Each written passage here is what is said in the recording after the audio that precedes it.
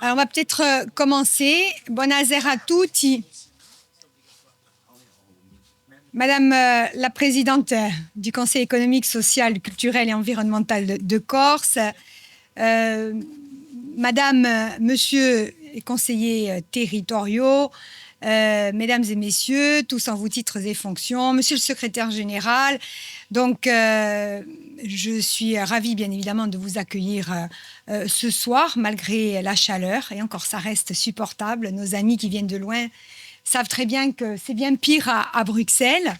Je suis vraiment heureuse que nous puissions avoir un échange sur la politique de cohésion, la politique européenne de cohésion territoriale, parce qu'il est important de rappeler que les politiques européennes, quelles qu'elles soient, ne concernent pas que Bruxelles. Loin s'en faut. Elles concernent tous les territoires, qu'il s'agisse du milieu urbain, des villes, des métropoles, du milieu rural, de la montagne, des villages et des îles en particulier, dont on parle beaucoup à l'heure actuelle.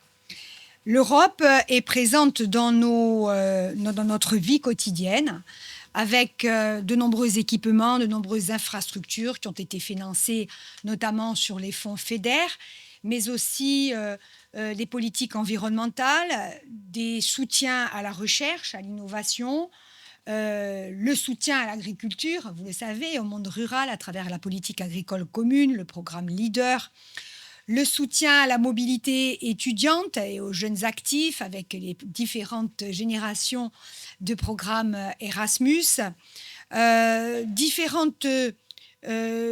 soutiens, la coopération, évidemment, avec le programme Interreg, différents soutiens qui, maintenant, depuis plusieurs décennies, se sont immiscés dans notre vie quotidienne. Et pour tout vous dire, je ne sais pas comment nous ferions, d'ailleurs, sans le soutien apporté par l'Union européenne, que ce soit en investissement, que ce soit en fonctionnement, en matière de développement économique, en matière de fonds social européens aussi, en matière de social, en matière de culture. Donc, je ne vois pas comment nous pourrions faire. Et pourtant, aujourd'hui, se pose la question du maintien d'une politique de cohésion dans les années à venir, en tout cas assez rapidement après 2027, puisque le cadre financier pluriannuel européen, qui couvre une période de 7 années, sera renouvelé. Il est en pleine discussion actuellement au sein des institutions européennes et il sera renouvelé à l'horizon 2027 avec une nouvelle programmation qui commencera en 2028 pour 7 années. Alors, on ne va pas parler budget, on ne va pas parler finances ce soir. Nous allons parler de la politique de cohésion, qui est une des politiques les plus importantes de l'Union européenne en faveur des territoires. Cette politique de cohésion, elle naît en 1994 à l'initiative de Jacques Delors. Jacques Delors avait une vision très claire de l'Europe, qui n'était pas uniquement un marché unique, une Europe de la compétitivité, du marché, des entreprises, mais qui était aussi une Europe sociale. Et en fait, la politique de cohésion, c'est quelque part le pendant du marché unique et de la politique de compétitivité qu'on a voulu promouvoir au cours des dernières décennies.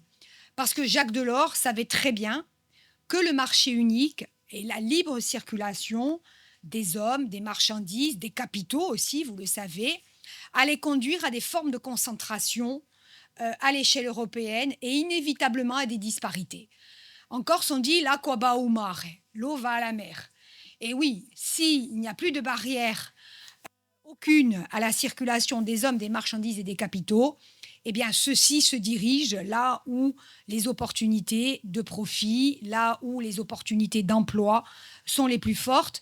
Et on a assisté d'ailleurs à des formes de concentration urbaine de plus en plus importante, à une concentration aussi des investissements en certains lieux de l'Europe et à une asymétrie et des disparités de plus en plus fortes au sein de l'espace unique européen. Et c'est pour ça que la politique de cohésion a été d'abord créés pour éviter que les disparités ne soient trop grandes entre pays, d'abord, entre régions, permettre une convergence, on appelle ça la convergence économique, importante entre les régions les plus défavorisées ou les pays aussi qui étaient nouvellement admis nouvellement intégrés au sein de l'espace unique européen, pour qu'ils puissent rejoindre les niveaux de développement des territoires les plus riches et les plus développés.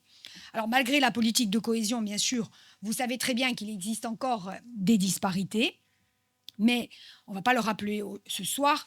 Les pays, notamment de l'Est, ont eu des processus de convergence très très rapides, en particulier la Pologne, la Roumanie, etc., même s'il y a encore du chemin qui est à faire pour certains d'entre eux. Du point de vue de l'économie régionale, la politique de cohésion a permis à de nombreuses régions non seulement de converger, mais aussi de se moderniser et d'atteindre des standards de développement, notamment en termes d'infrastructures, particulièrement importants. C'est notre cas. Tous nos ports, tous nos aéroports ont bénéficié des fonds structurels. Le numérique aussi. Dernier investissement de date, vous le savez, c'est un câble il y a quelques mois qui a été acheté et mis en place un câble numérique de très haut débit entre la Corse et l'Italie. Et donc, il y a eu comme ça une mise à niveau infrastructurelle de régions telles que la Corse, d'autres en ont bénéficié, la Sardaigne qui est très proche, mais d'autres au sein de l'Union européenne. Et aujourd'hui, cette politique de cohésion qui a fait tant de bien, puisqu'en Corse, ce sont des centaines de millions d'euros qui ont été investis, aujourd'hui, cette politique de cohésion est quelque part un peu en sursis, parce qu'on ne connaît pas encore le niveau de volumétrie financière qu'atteindra le cadre financier pluriannuel. Ça, c'est la première chose. La deuxième chose, donc on ne connaît pas le volume financier. On a peur donc que la politique de cohésion serve de variable d'ajustement. C'est toujours plus facile de réduire la politique de cohésion que de réduire la politique agricole commune, parce que les agriculteurs, en général, montent au créneau beaucoup plus vite et de manière plus forte, surtout. Ensuite, on ne connaît pas non plus l'architecture définitive de ce que sera et le budget d'un côté, mais surtout ce qu'on appelle désormais les plans partenariaux nationaux, régionaux, c'est-à-dire les accords tripartites qu'il y aura entre les États membres, leurs régions et la Commission européenne. On n'a pas encore une idée parfaitement précise de l'architecture de ces plans partenariaux nationaux, régionaux. Et enfin, on ne sait pas non plus exactement quelle sera la participation précise des régions en termes de gouvernance. On y voit un peu plus clair en France depuis la semaine dernière parce que le Premier ministre a fait parvenir un courrier au président de région selon lequel les régions bénéficieraient d'un chapitre régional et resteraient autorité de gestion, ce que nous sommes aujourd'hui. Mais tout cela, bien évidemment, reste à être confirmé et validé. Alors aujourd'hui, vous voyez bien que tout va se jouer dans les mois qui viennent. Et je souhaitais que nous en débattions avec 3 invités qui sont venus soit de Bruxelles, soit du Pays Basque, soit de Toscane, très proches, parce que les arbitrages vont être difficiles et parce que nous avons, besoin d'abord d'en informer les citoyens, les élus, bien sûr, et qu'il puisse y avoir un débat qui s'instaure, un dialogue, ça s'appelle comme ça, au niveau européen, un dialogue local, entre des gens qui sont en responsabilité à l'échelle européenne et les citoyens. L'idée, bien évidemment, est que nous ayons au final de toutes ces négociations une politique de cohésion qui soit maintenue, mais aussi une politique agricole commune qui compte énormément pour notre territoire, qu'elle soit forte, qu'elle soit accessible à tous, qu'elle soit sur un mode partenarial. Et j'espère très sincèrement que le débat de ce soir vous permettra d'éclairer votre avis sur cette question. Donc, je vous remercie à l'avance pour votre participation. Les invités qui sont présents avec nous. Alors, je présenterai d'abord Lorraine, qui nous vient du Pays Basque et qui est présidente politique qui s'appelle l'Alliance libre européenne, l'ALE, à laquelle est affiliée d'ailleurs la majorité territoriale, qui a une grande expérience de l'Europe. Elle la connaît depuis ses débuts. Elle a été interprète pendant plusieurs années, elle parle plusieurs langues, bien sûr, et elle connaît très, très bien les problématiques dont nous traitons ce soir. Je veux saluer aussi Karl Van Loo, donc, qui fait partie du même groupe que moi au Comité européen des régions, donc European Alliance, le groupe Alliance européenne, qui est flamand, qui a plusieurs mandats électifs, qui a eu aussi plusieurs mandats électifs en Flandre et qui vous parlera donc de l'expérience de la Flandre en particulier.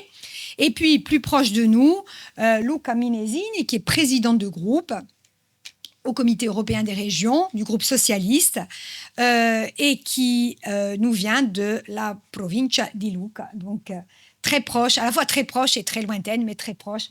Pour nous, Lucca, c'est la terraferma. Voilà, donc c'est notre continent aussi. J'ai omis de signaler que, bien évidemment, nous avons de nombreux programmes Interreg qui nous lient. Voilà, et je salue d'ailleurs la déléguée générale aux affaires européennes et aux questions internationales qui est présente parmi nous ce soir. Voilà, donc la parole est à chacun d'eux et ensuite, bien évidemment, à vous tous. Et merci d'avoir bravé la chaleur.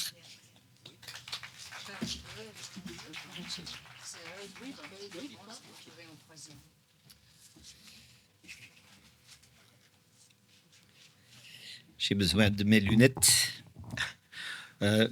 Mesdames et messieurs, chers collègues, chers amis, Madame la Présidente, permettez-moi de remercier chaleureusement ma présidente, Nanette, pour son invitation et pour l'organisation de ce dialogue local.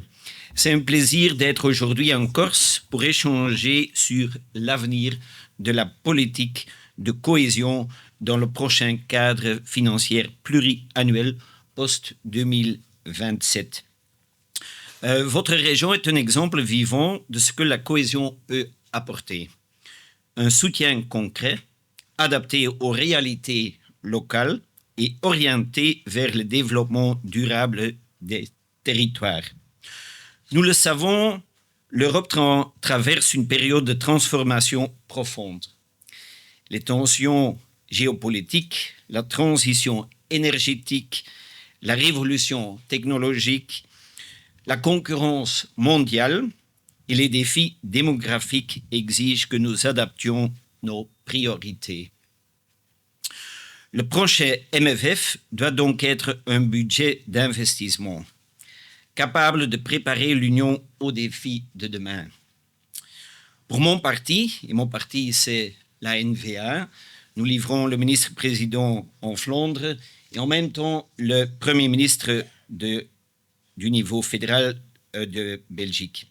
Donc pour mon parti, cela implique des choix stratégiques, mais des choix qui renforcent aussi la cohésion. Nous devons investir davantage dans la recherche, l'innovation, les technologies critiques, les compétences et les infrastructures stratégiques. Ce sont ces investissements qui permettront à l'Europe de rester compétitive et de préserver son modèle économique, mais aussi social. Mais cela ne signifie pas réduire la cohésion. Au contraire, une Europe forte a besoin de régions fortes, comme la Corse, comme la Flandre, comme plusieurs autres régions en Europe. Et la cohésion est un outil essentiel pour y parvenir. La cohésion reste une politique stratégique. Réduire les écarts entre les régions n'est pas seulement une question de solidarité, c'est une condition indispensable au bon fonctionnement du marché intérieur. Une Europe où certaines régions restent durablement en retard est une Europe moins résiliente, moins innovante, moins compétitifs. La cohésion est donc un pilier de notre union et elle doit le rester. Mais pour rester efficace, elle doit continuer à s'appuyer sur les régions. Nous sommes convaincus que la cohésion fonctionne lorsqu'elle est construite avec les territoires, avec les autorités locales et régionales, et non imposée d'un autre. Les autorités locales et régionales connaissent leurs besoins, leurs atouts, leurs défis, et savent où les investissements auront le plus d'impact. Et c'est pourquoi nous défendons une approche bottom-up, fondée sur le partenariat et la gouvernance multiniveau. Et la cohésion doit rester une politique profondément territoriale. Nous nous opposons fermement aux National and Regional Partnerships Plans. Nous croyons aussi à la force des régions et à la coopération entre elles. La région les plus performantes, comme la Flandre, mais aussi la Corse, dispose d'écosystèmes d'innovation, de centres de recherche, d'entreprises dynamiques, et elles peuvent jouer un rôle moteur pour l'ensemble de l'Union. Mais ce rôle ne doit jamais être exclusif, il doit être partagé. Lorsque des régions innovantes collaborent avec des régions en transition ou moins développées, tout le monde y gagne, et l'Europe y gagne. Le transfert de connaissances, les projets communs, les réseaux d'innovation créent une convergence plus durable que de simples transferts financiers. C'est cette logique de coopération territoriale que nous souhaitons renforcer dans la prochaine période de programmation. Enfin, la cohésion peut contribuer davantage aux priorités stratégiques de l'Union européenne. Elle peut soutenir des investissements dans les pôles de connaissances, les chaînes de valeur industrielles européennes, les technologies critiques ou encore l'industrie de la défense. Ce sont des investissements qui renforcent à la fois la compétitivité européenne et le développement régional. La cohésion peut être un levier pour les grandes ambitions européennes, tout en restant fidèle à sa mission première, soutenir les territoires. Pour mon parti, la NVA, il n'y a pas d'opposition entre compétitivité et cohésion.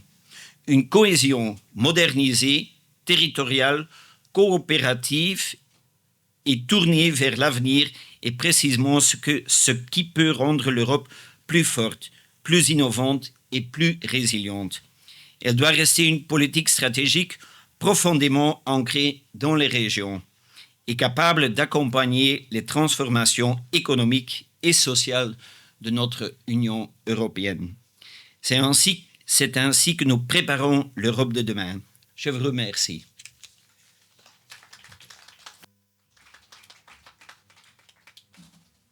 Si je peux avoir. Voilà.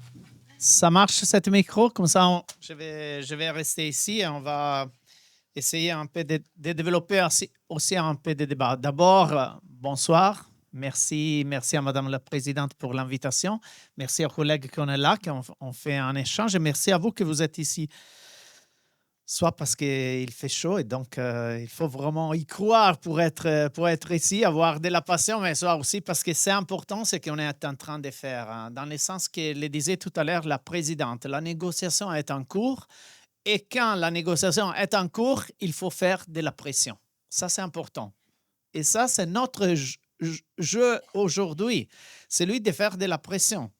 Pourquoi? Parce qu'en fait, finalement, aujourd'hui, c'est le 6 juillet. Il y a juste une année, le 16 juillet 2025, la présidente de la commission a présenté le nouveau projet du budget 2028-2034. Le nouveau budget a été présenté comme quelque chose de magnifique. Ben, les politiciens font toujours comme ça quand ils présentent quelque chose. Mais après, il faut aller voir. Moi, je suis politicien, donc je peux le dire. Hein. Et après, il faut aller voir un peu ce qu'il y a. On dit que le diable, il est dans les détails. Et finalement, oui, on a découvert que cet bilan, ce n'est pas ce qu'on s'attendait. Et que cet bilan va être payé par les territoires. Il va affaiblir les territoires, il va affaiblir les régions, il va affaiblir les collectivités. Et donc, c'est autre chose par rapport à l'Europe qu'on a eu jusqu'au présent et aussi l'essence de l'Europe. C'est lui de faire grandir les territoires, de faire la cohésion, d'aller éliminer les différences qu'il y a. Donc, on dit que la cohésion, c'est les collants. C'est ce qui tient ensemble toute l'Europe. À partir de ça, pourquoi ça? Oui, parce que l'Europe, maintenant, je pense que... Moi, je viens de l'Italie, donc je peux vous dire qu'il y a une certaine partie politique qui, chaque jour, il dit des choses très mauvaises sur l'Europe. Il maudit l'Europe.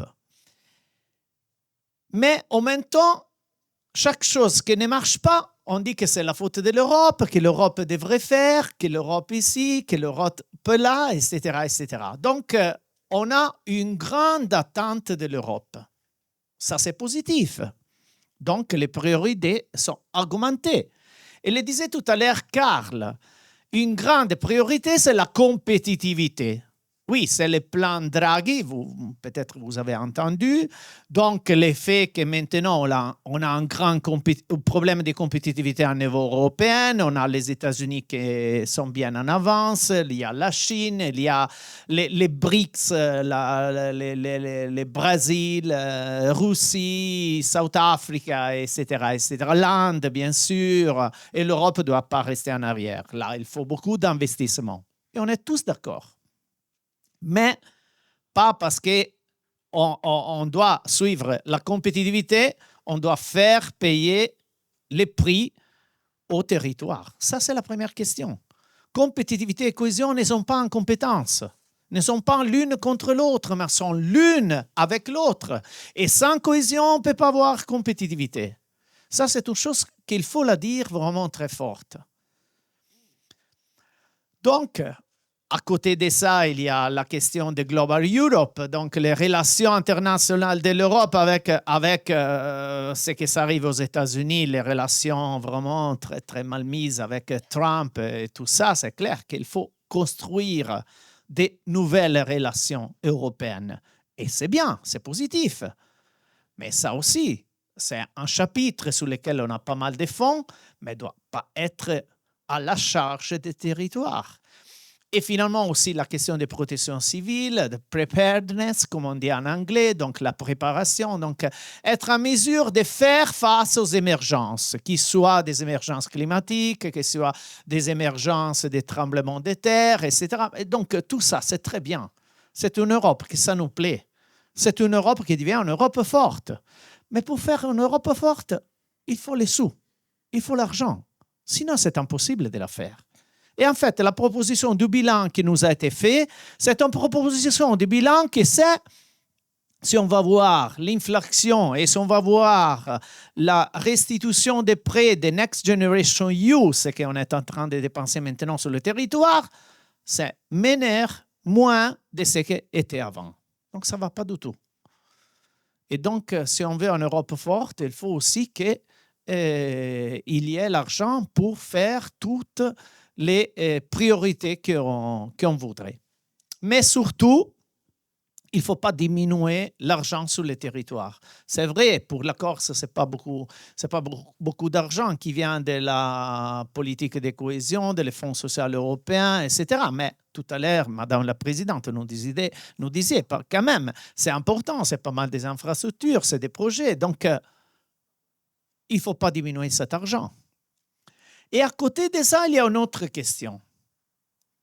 Jusqu'au présent, la négociation, je ne sais pas beaucoup en France, qui quand même c'est un pays qui un peu de décentralisation, ça lui plaît, alors qu'en Italie, c'est un peu plus décentralisé. Chaque région italienne allait négocier directement avec l'Europe. Et là, c'était positif. Et je pense aussi, la Corse, aussi les régions flamandes, les régions belges, les régions espagnoles, bien sûr, qui sont pas mal fâchées, là aussi. Et ils allaient négocier directement avec la Commission. Donc, les États nationaux, ils étaient complètement bypassés, sautés, et c'était une négociation directe. C'est positif, parce que quand même, la région était en mesure de dire les besoins, et avec les besoins, les quantités d'argent, les nécessités des citoyens, les objectifs qu'on s'est donnés, et après, c'était avec la Commission qu'on allait négocier l'argent. Non, ce n'est pas plus ça.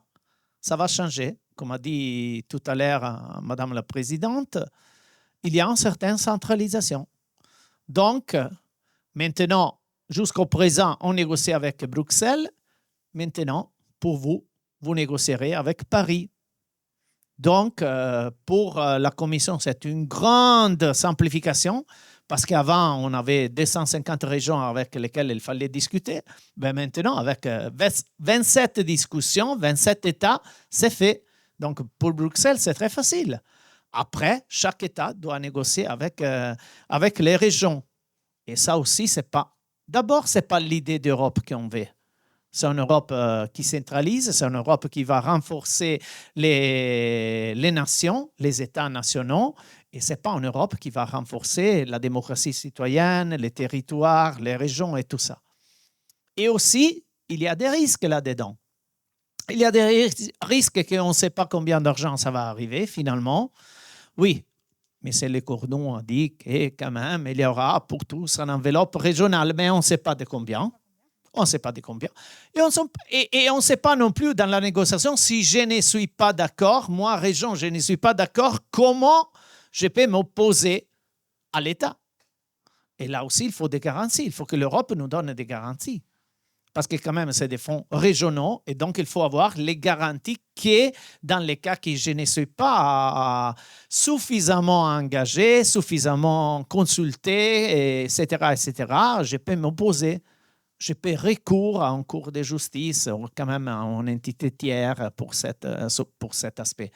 Donc là aussi, c'est toutes des choses à négocier, mais surtout à clarifier. Surtout, c'est la question qu'on a mis, c'est que l'Europe a été bâtie avec quelles caractéristiques?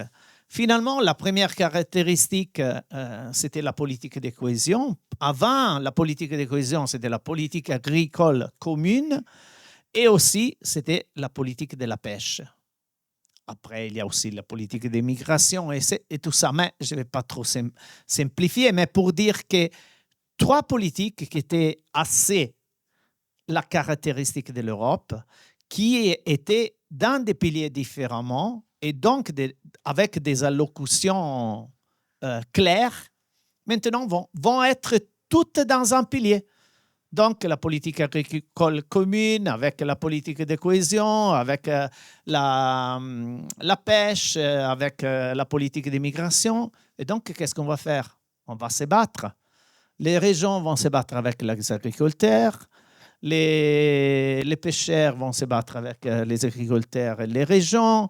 Et puis, il y a toutes les questions de sécurité sur l'immigration, etc., etc., etc. Donc, quand même, ça reste beaucoup de points d'interrogation, beaucoup d'incertitudes.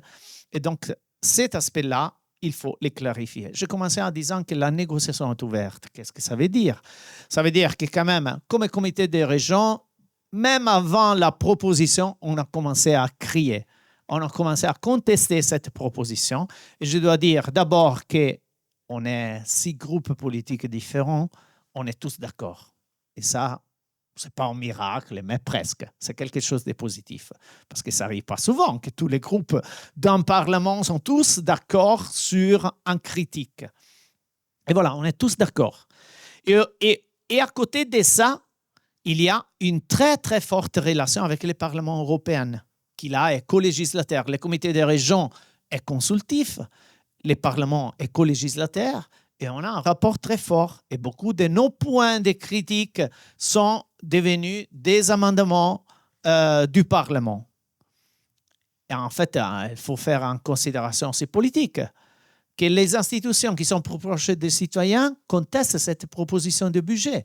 C'est le comité des régions où il y a des élus locaux, c'est le Parlement où il y a des élus à niveau européen, Et qui est qui, par contre, est tout à fait d'accord avec cette proposition? Ben, bien sûr, c'est les conseils, donc c'est les États. C'est là-bas.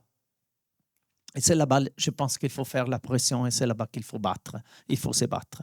Donc, à partir d'ici, à partir d'aujourd'hui, de cette discussion qu'on va faire sentir, lever la voix et faire sentir vraiment la nécessité d'avoir en tutelle, en protection des territoires et que chaque territoire ait dans le futur l'argent qu'il lui faut pour garantir certains niveaux de bien-être, certains niveaux de développement et surtout pour faire que l'Europe soit proche aux citoyens. Parce que notre idée d'Europe, c'est une Europe proche aux citoyens. Merci.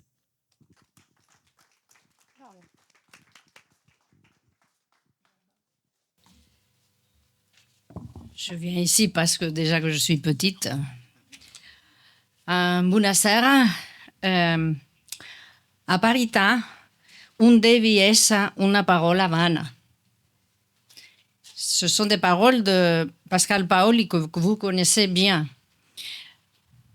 auxquelles j'ajoute égalité dans la diversité. En fait, les pères et mères fondateurs de l'Union européenne, ils ont toujours conçu l'Union européenne, enfin ce que maintenant on appelle l'Union européenne, comme un endroit où il fallait apprendre à s'écouter dans notre diversité et parce qu'ensemble, on est plus fort. Ça, c'est une leçon qui a été apprise après 2 guerres mondiales et qui ne peut pas être défaite maintenant, même si nous vivons une conjoncture mondiale qui pourrait la faire vaciller si on ne fait pas quelque chose pour qu'elle tienne debout.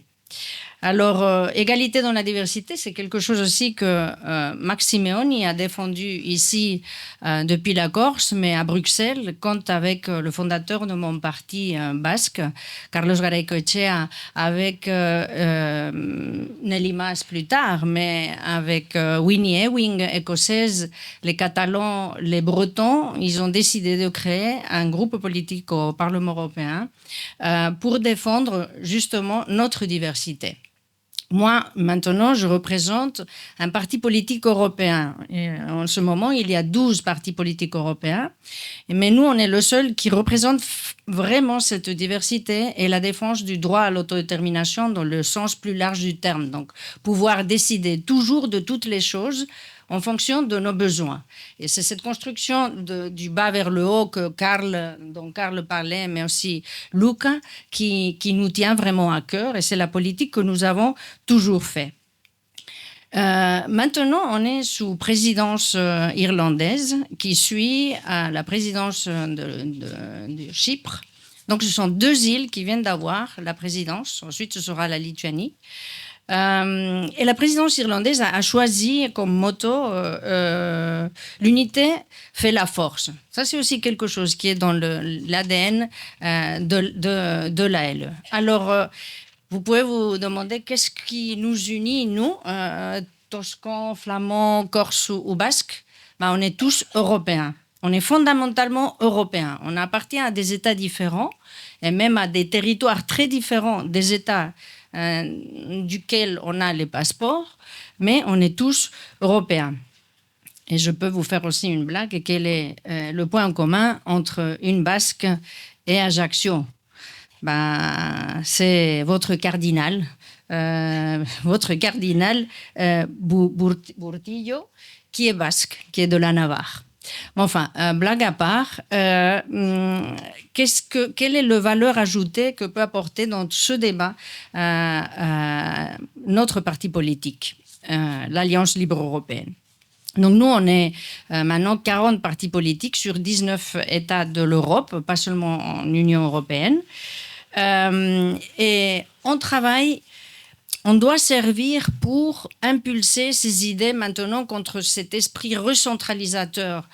C'est normal, les institutions, certaines institutions, et surtout menées par des intérêts des États, comme Luca le disait, c'est beaucoup plus facile, quoique Je me demande, parce que parmi les 27, il y a toujours des désaccords, ils sont incapables de se mettre d'accord. Mais enfin, arriver à un accord entre 27, c'est plus facile qu'avec toutes ces régions. Mais je ne pense pas qu'il faut poser la question comme ça. Nous, on a toujours défendu que, comme je disais au début, les pères et les mères fondatrices, une Europe des peuples. Monet parlait des peuples. Il ne parlait pas des États. Il avait son propre État, mais il parlait des peuples. Donc, il faut respecter cette diversité. Et c'est le Parti politique européen, ce qu'il fait, c'est essayer de trouver les synergies entre tous nos partis pour pouvoir défendre nos intérêts. Dans ce cas concret des fonds européens, évidemment que nous voulons et nous défendons le système actuel et même améliorer le système actuel et pas du tout d'aller faire des pas en arrière. La première proposition de von der Leyen l'année dernière a été tellement incroyablement horrible que c'est la première fois que quelqu'un à son poste à la Commission européenne a plus ou moins retiré son texte pour envoyer un nouveau texte un peu amélioré au Parlement européen. Le Parlement européen n'a pas discuté le premier texte parce qu'il était trop mauvais et il savait qu'il n'avait rien à faire. Sur le deuxième texte, il y a eu au mois d'avril un vote aussi avec une unanimité importante, pas une majorité très importante pour dénoncer cet esprit recentralisateur des fonds. Parce que nous, dans nos territoires et dans nos régions, puisqu'on est à la première ligne de service à nos citoyennetés, on connaît mieux les dossiers et on veut avoir la main mise sur cet argent. Et à qui on veut le destiner pour faire quoi? Parce qu'à Bruxelles, on est loin, on est loin à Bruxelles, mais souvent les États sont loin des territoires. À la LE, il y a par exemple un parti de la minorité turque au nord de la Grèce. La Grèce, parce qu'on parle souvent du jacobinisme de la France, mais la Grèce c'est un État très, très, très centraliste et centralisateur. Ce parti, cette minorité turque, est totalement délaissée parce que Athènes n'a aucune envie de donner des ailes à des territoires qui vont faire face politiquement aux capitales. Et c'est le cas pour le Pays Basque, avec Madrid, etc., etc. En France, nous sommes présents en Bretagne, au Pays Basque, en Alsace. On a une grande diversité et on veut défendre cette diversité. Et les États doivent comprendre que le respect de la diversité va rendre l'État même plus fort. Ça, encore, ils sont en train de s'en apercevoir un peu. En Espagne, forcé par la situation et forcé par cette droite et extrême droite qui a obligé à collaborer tous les groupes pour soutenir un Premier ministre qui va dans ce sens. Et nous, on le soutient, mon parti politique le soutient parce qu'il va dans ce sens. L'État est plus fort s'il sait tirer les meilleurs profits de tout leur territoire. Donc, c'est pour ça que je pense aussi que la France, malgré tous ses défauts, sait qu'elle doit faire des pas pour la Corse. Et je me réjouis et je vous félicite parce que finalement, on est ici dans ce palais et on peut parler au moins d'une petite fenêtre qui s'ouvre à Paris.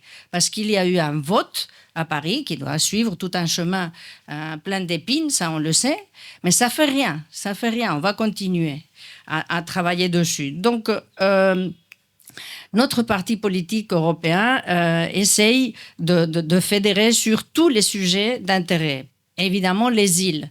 Figurez-vous qu'un jour, on s'est aperçu qu'à la LE, il y a une dizaine de partis présents dans les îles. On est présent sur 8 îles et maintenant, avec des pourparlers très avancés avec l'île de Madeira pour qu'ils deviennent membres de notre parti politique européen parce qu'on a les mêmes intérêts.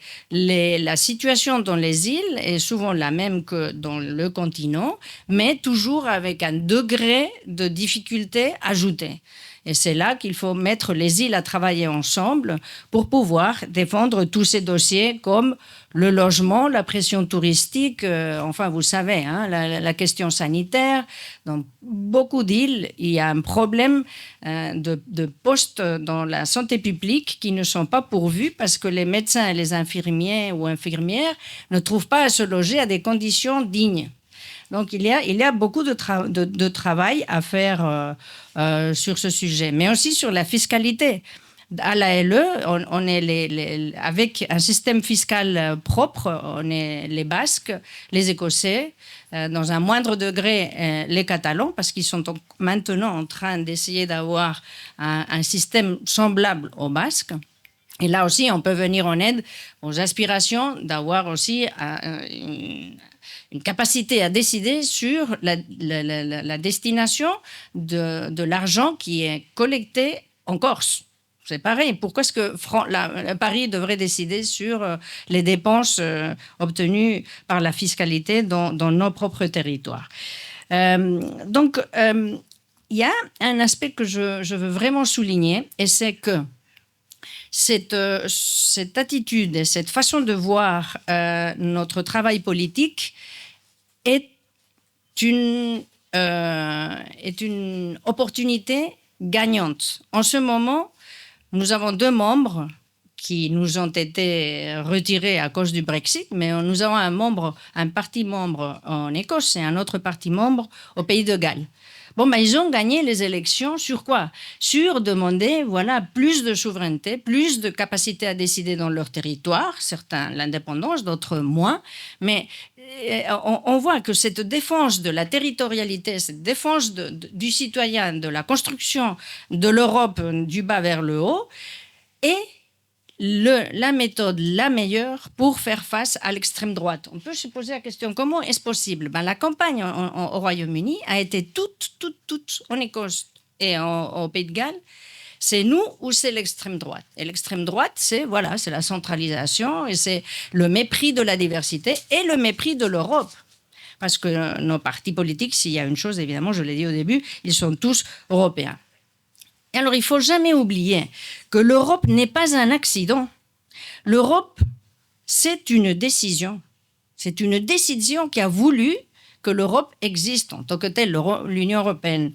Et donc, le moment est venu maintenant de décider à nouveau. Comme mes collègues disaient, on est à un moment où il faut savoir qu'est-ce que l'Europe veut. Parce que depuis, évidemment, le Covid, mais surtout l'invasion de Poutine en Ukraine, plus le 2e mandat de Trump et la situation avec la Chine, etc., fait que l'Europe, si elle veut avoir un poids politique, elle doit dépasser seulement l'union économique. Elle doit aller vers une alliance beaucoup plus forte, politique, dans tous les aspects. Je suis d'accord aussi sur la sécurité et la défense aussi. Parce que souvent, si on n'est pas fort en question de la sécurité et de la défense, on n'est pas pris au sérieux.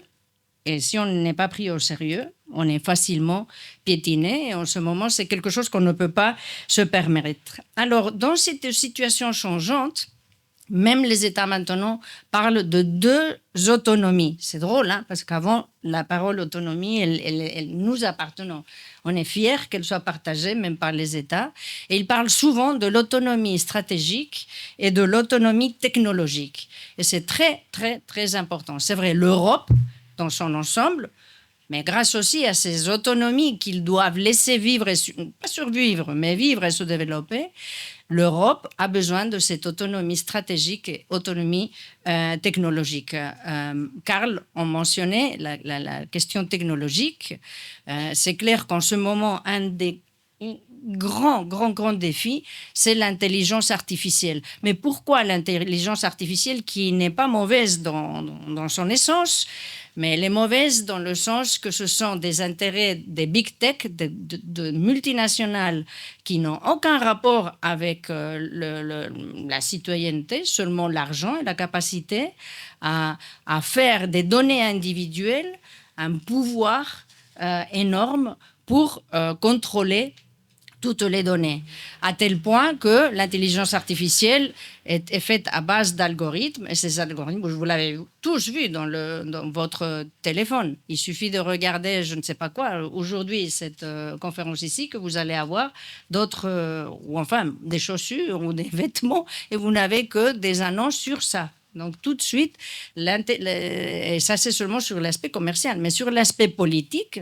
les algorithmes ne font que agrandir les mensonges. On part d'un petit mensonge et ensuite, ce mensonge, à force d'être répété, ça devient une vérité.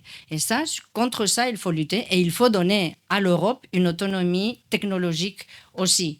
Et on est très fiers, l'Union européenne, d'avoir voté parce qu'on est la seule entité institutionnelle au monde qui ait voté pour la première fois une loi sur la réglementation du numérique, du monde numérique dans son ensemble. Ça veut dire des sanctions et des impôts aux grandes technologiques, etc. Donc ça, c'est bien. Et ça, vous pouvez vous demander quel est le rapport. Mais il y a un rapport avec ce dont on est en train de discuter.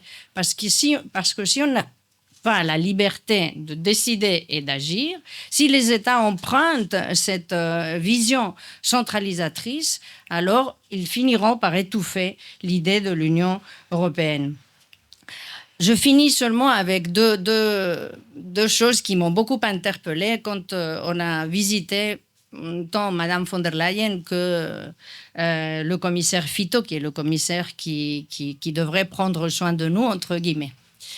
Donc, on a eu des discussions assez franches avec eux, mais à la fin de la discussion, ils nous disent, les deux, et ce n'était pas le même jour, c'était avec 3 mois de décalage, une chose comme ça, et ils nous disent, allez parler avec vos États. Allez pas, nous, donc la diversité de nos territoires, allez parler avec Madrid, avec Paris, pour les convaincre de ceci et cela. Qu'est-ce que cela veut dire? Ça veut dire que même que toutes les institutions européennes tournent autour, comme les papillons de nuit, autour de cette lumière des États. Et ça, c'est mauvais parce que l'Union européenne en tant que telle a encore un grand déficit démocratique. Très, très grand déficit démocratique qui doit être dépassé avec une réforme que nous demandons depuis très longtemps, qui n'est pas faite, mais on va être obligé de la faire. Parce que ce n'est pas normal que le comité des régions n'ait pas la capacité à décider. Ils peuvent proposer, mais ils ne peuvent pas décider. Que le Parlement n'ait pas la capacité d'initier des législations, comme nos parlements normaux. C'est un peu comme le vôtre, ici en Corse. On peut discuter, mais certaines choses. Et sinon, le Parlement européen agit sous commande de la Commission européenne. C'est ce que je vous disais. Donc, von der Leyen envoie un texte impossible à avaler. Et la seule capacité qu'a le Parlement, c'est de dire, on va faire 10 000 amendements pour changer ce texte. Mais ce n'est pas un texte qui vient du Parlement. Et on sait toujours, quand on est parlementaire, que celui qui propose le texte en premier est toujours le plus fort. Parce que les autres doivent se défendre. Mais si moi, je mets déjà la barre là, c'est difficile de me la mettre là. Mais si la proposition vient du bas, c'est très difficile de la monter vers le haut, la faire monter vers le haut. Donc, nous, on veut de cette réforme et on le voit. Une autre chose qui est complètement idiote, c'est l'unanimité. On ne peut pas prendre décision à l'unanimité parce qu'il y a toujours des vétos. Maintenant, on est débarrassé de Orban. Mais on avait Orban, et avant la Pologne, il y a toujours un pays qui va dire « je ne suis pas d'accord ». Alors, comment je ne suis pas d'accord, alors on ne fait rien. Et ça, l'inaction coûte très cher à l'Union européenne. Il faudrait qu'un jour, ils mettent un prix à l'inaction quand on n'a pas pu prendre des décisions à cause de ces pays. Parce que ça ferait bouger les États, j'en suis sûre. Depuis longtemps, à l'ALE, et je suis fière parce que je viens de lire un livre que une ministre des Affaires étrangères espagnole vient de publier, qui est basque d'ailleurs. Elle parle, comme nous, on parle depuis 2019 à l'ALE, de cette géométrie variable. Nous pensons, et je vois maintenant que cette ministre González de Laya dit la même chose, l'Union européenne devrait avancer un peu comme j'expliquais, un kaléidoscope. Vous savez, la diversité avec un kaléidoscope se voit très bien. Vous tournez le kaléidoscope et vous voyez de nouvelles couleurs, de nouvelles formations géométriques. Et c'est ça la beauté. La beauté, elle est dans la diversité, dans ces arrangements géométriques variables qui doivent se faire en fonction des nécessités. Et ça, je pense que c'est la voie d'avenir. Et je finis avec une seule phrase qui vient, je crois, d'un proverbe japonais qui dit « La meilleure récolte est le fruit de la patience ». De la patience, vous en connaissez assez ici en Corse, mais on ne se lasse jamais d'être patient parce que c'est la constance et persister dans nos objectifs, toujours en ayant la démocratie comme phare, qu'on gagnera nos batailles. Merci.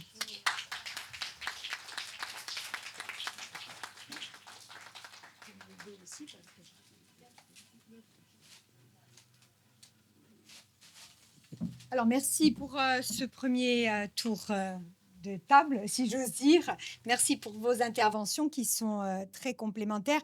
Donc, vous comprenez bien qu'on est à la croisée des chemins. Il y a des défis colossaux à relever au sein de l'Union et aussi aux portes de l'Union. Au regard des questions géopolitiques qui se posent à elle, en matière de défense en particulier, mais ça a un impact parce que pour avoir une défense européenne, il faut investir. Pour avoir de l'autonomie stratégique ou technologique, il faut investir aussi, donc il faut inévitablement des moyens. Il y a des enjeux aussi qu'on n'a pas trop abordés, mais qui sont des enjeux écologiques, avec des demandes fortes en matière de transition écologique. Mais là aussi, il faut des moyens importants.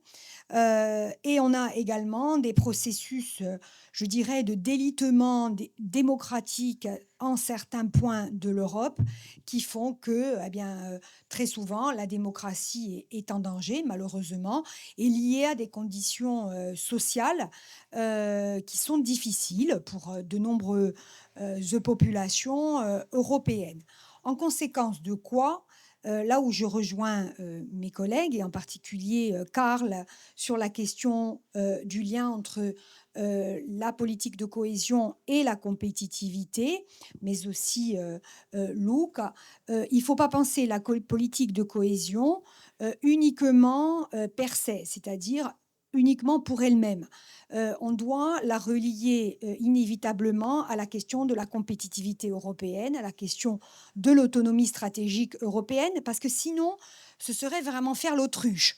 Ça serait uniquement se concentrer sur la question des investissements au niveau local ou du soutien à des programmes de soutien au niveau local, sans regarder plus loin que le rivage qui est le nôtre. Or, c'est vrai, il faut le reconnaître, il y a aujourd'hui de grands défis collectifs, macro, je dirais, à relever tous ensemble. Il n'en demeure pas moins que, réciproquement, ne considérer que ces grandes orientations et ces grands défis géopolitiques, supranationaux ou nationaux, ou défis technologiques, sans regarder ce qui se passe dans les territoires, là aussi, cette méthode n'est pas bonne parce qu'on va inévitablement, à un moment donné, à une disjonction entre ce qui se passe dans les territoires et les besoins des territoires et ce qui se passe au niveau national ou supranational. Donc, il y a véritablement une nécessité, lorsqu'on réfléchit sur les questions européennes et sur les besoins des populations européennes, une nécessité de réfléchir, je dirais, presque en 3D tout le temps. C'est-à-dire, quels sont les besoins des populations? Ils ne sont pas les mêmes. Ils ne sont pas les mêmes dans les villes, ils ne sont pas les mêmes dans les campagnes, ils ne sont pas les mêmes dans une île, ils ne sont pas les mêmes sur le continent. Ça, c'est la première chose. Ils ne sont pas les mêmes selon les secteurs économiques, bien sûr, selon les catégories socio-économiques, bien évidemment. Mais au-delà de l'échelle locale, il faut également raisonner à l'échelle nationale et à l'échelle supranationale. Si on n'a pas systématiquement cette perspective-là, ce prisme tridimensionnel, on passe à côté au moins de 2 dimensions. Voilà. Et ça, c'est un réflexe que l'on doit avoir en permanence et en particulier dans le contexte que nous connaissons aujourd'hui. Le contexte que nous connaissons, c'est effectivement la nécessité de devoir voter un budget, mais sous des contraintes à nul autre pareil antérieurement, au cours des 50 dernières années. Effectivement, il faut investir dans la défense, il faut investir dans la technologie, c'est clair, mais on ne peut pas se priver d'une réflexion et d'une action, surtout, en faveur des territoires.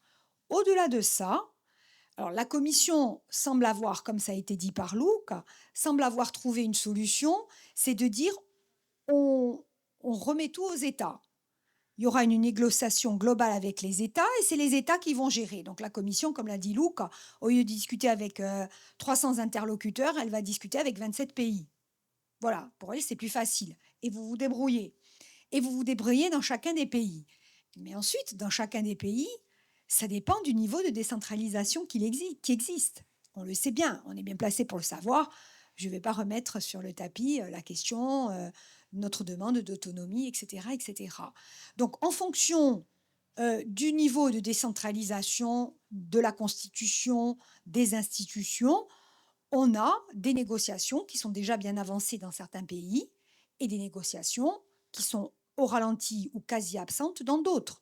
Les Länder allemands, depuis 6 mois, ont déjà proposé leur plan partenarial national régional, ont fait valoir, parce que constitutionnellement, ils sont protégés, et l'État fédéral ne peut pas faire autrement que de considérer les 16 Länder et de leur demander quelles sont vos propositions, qu'elles conviennent ou pas. Certains Länder vont demander plus d'investissement en recherche-développement, d'autres qui sont plus agricoles vont demander plus de PAC, par exemple, etc. etc. Et donc, le plan partenarial allemand, il est déjà quasiment prêt sur la base, j'exagère un peu, mais de la compilation des 16 projets territoriaux, voilà, des 16 projets des Länder. On en est loin en France, bien sûr. On en est loin aussi dans d'autres pays. Et ça pose un vrai problème. Parce que ça remet en cause, et là je rejoins ce qu'a dit Lorraine, cela fait écho aux modalités de gouvernance en Europe. Voilà. C'est-à-dire au respect aussi des traités, et notamment du principe de subsidiarité. Principe de subsidiarité qui est très simple, on doit faire au plus proche de l'échelle pertinente ce qui est mieux fait à cette échelle-là. Voilà, un principe d'efficacité aussi, quelque part, de proportionnalité. Donc, cela, aujourd'hui, n'est pas forcément respecté et ça pose un problème démocratique. Et comme le disaient tout à l'heure mes collègues, bien que n'étant pas forcément d'obédience politique identique, ça pose un gros problème parce que dans le monde que nous connaissons aujourd'hui, d'avoir des prises de décision hyper centralisées, ça peut être efficace, peut-être, je ne suis pas sûre, en matière de défense, par exemple. Ça peut être efficace, peut-être, je ne suis pas sûre non plus, en matière de technologie, mais ça ne sera pas efficace en matière de cohésion sociale, en matière de cohésion territoriale et d'association des peuples européens, des populations au projet européen. Imaginons le pire, et c'est ce que j'ai dit, j'ai rencontré à 3 reprises le commissaire Fitt, encore la semaine dernière, qui est vice-président exécutif de la Commission européenne. Si d'aventure la situation géopolitique s'aggrave et que demain l'Europe est engagée dans un conflit, il n'est pas sûr que les Européens aient envie de se battre pour une Europe qui ne serait qu'une Europe des États et où ils ne subiraient que les effets pervers d'un marché unique, où ils ne subiraient que des effets de politique de compétitivité qui ne seraient destinés qu'à des grands groupes. Donc, je pousse à l'extrême le raisonnement. L'Union européenne, c'est une union qui a été faite dans la diversité, il ne faut jamais l'oublier, qui a été construite à la suite de la Seconde Guerre mondiale. À la suite de la Seconde Guerre mondiale, on a construit, les pères fondateurs construisent l'Europe, c'est une Europe de paix. Et pour maintenir la paix, il faut que le projet européen reste un facteur de cohésion politique, de cohésion territoriale, de cohésion sociale. Ce n'est pas uniquement un marché où circulent des marchandises. Alors oui, ce n'est pas moi, économiste, qui vais vous dire le contraire. Il est clair que le marché unique a conduit à la prospérité, à la circulation, évidemment, à la facilité, à la construction de grandes entreprises européennes, à la circulation des chercheurs, à de très très beaux projets magnifiques. Mais il y a encore du chemin. L'Europe n'est pas encore aboutie. On a encore du chemin à faire. Mais pour ne perdre personne en route sur ce chemin, il faut un projet de cohésion territoriale. Et ce projet de cohésion territoriale, ce n'est pas qu'une question d'argent. Ce n'est pas qu'une question d'argent. En aparté, nous discutions avec Luca, qui me posait la question combien ça représente les fonds européens par rapport au budget de la collectivité. Et c'est pas tant que ça. C'est pas tant que ça. Si je fais un calcul rapide, c'est 117 millions d'euros sur 7 ans de FEDER et de FSE. Voilà, c'est 175 millions de PAC. Voilà, un peu de FEDER, trentaine de millions de FEDER au total, je fais la moyenne comme ça, et un peu de fonds européens à l'université qui va sur du Horizon Europe, quelques étudiants qui partent en Erasmus+. Allez, si je fais un calcul rapide, c'est 400 millions, peut-être 450 millions sur 7 ans, divisé par 7. Donc vous voyez, par rapport aux milliards de budget de la collectivité territoriale. Donc, mais ça a tellement servi. Ça a tellement servi parce que c'est un effet levier. Parce qu'on y met, nous, 80%, 60%, ça dépend des projets. Et ensuite, il y a un effet levier parce qu'on arrive à trouver d'autres fonds, des fonds d'État en particulier. Il y a les fonds européens, les fonds de l'État, les fonds de la collectivité. Ça a un effet levier et surtout, ça a un effet mobilisateur. Un effet, on ne gagne pas des milliards avec Interreg. Mais avec Interreg, ça fait 30 ans qu'on discute avec la Sardaigne, avec la Toscane, et qu'on fait des projets collectifs que nous n'aurions pas fait, que l'on n'a plus fait, parce que nous nous tournions le dos, parce que l'histoire a fait que pendant 500 ans, nous nous sommes parlé, nous appartenions à la même ère italo-méditerranéenne, voilà, et que d'un coup, parce que nous avons été vendus à la France, on ne sait plus parler. Ou presque, alors qu'il y a des liens culturels, familiaux, linguistiques, etc., etc. Et donc, les programmes Interreg, les externalités du programme Interreg, ça va au-delà des 30 millions d'euros qu'on peut récupérer. Voilà. Et de tous les projets que nous pouvons faire et de toutes les opportunités qui peuvent s'ouvrir. Donc, la politique de cohésion, ce n'est pas une question d'argent seulement. C'est une question de démocratie. C'est une question, comme l'a dit Karl, de ciment. C'est une colonne vertébrale, c'est une des vertèbres de l'Europe, c'est un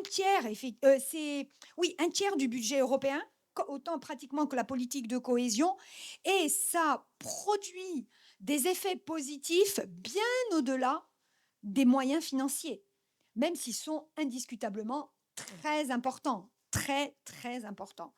Donc, encore une fois, il est fondamental que, et Luc a raison, que nous travaillons ensemble. Et c'est pour ça que le comité des régions, dans toute sa diversité, il y a des gens de droite, des gens qui sont très, très proches, qui sont des conservateurs, il y a des socialistes, il y a des démocrates chrétiens, il y a des autonomistes, bref, des écologistes, bien sûr. Et tout le monde a voté à l'unanimité l'ensemble des rapports que nous avons pu faire sur le sujet. Et je sais que le Conseil économique et social aussi européen est très mobilisé là-dessus. Et l'enjeu, encore une fois, est que nous tous, où que nous soyons géographiquement, où que nous soyons socialement, où que nous soyons sur le plan politique, nous nous sentons européens, nous sommes européens. Et c'est là la différence essentielle. Et c'est cela que nos dirigeants européens devraient retenir. Si c'est pour nous renvoyer avec une enveloppe vers Paris ou vers Rome ou vers Berlin, non, c'est plus l'Europe, ça. Ça, c'est un partage de gâteau et dire, voilà, vous avez telle part et avec ça, vous vous débrouillez. Et nous, on aura quelques miettes. Mais c'est pas ça. Le truc, c'est de participer. Je parle devant un ancien député européen, que je remercie d'être présent.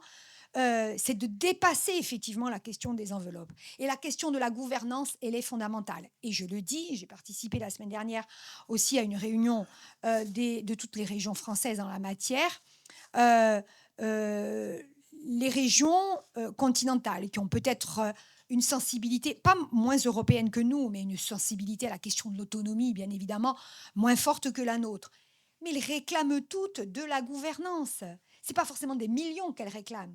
Elles réclament une gouvernance décentralisée, parce qu'on sait très bien que les territoires qui sont bien gérés et que les meilleures politiques européennes qui sont menées, ce sont les politiques qui sont portées par les autorités de gestion dans les territoires.